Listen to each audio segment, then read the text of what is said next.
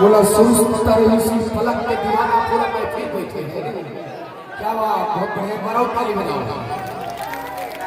ये लोग देखे वही दिन गीत लम्बा बनाया, खबर बनाने वाला बड़ा सुखर बना है।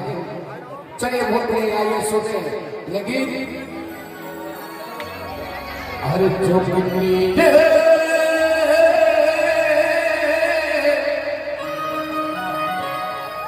बनिया रे आकर दे बोला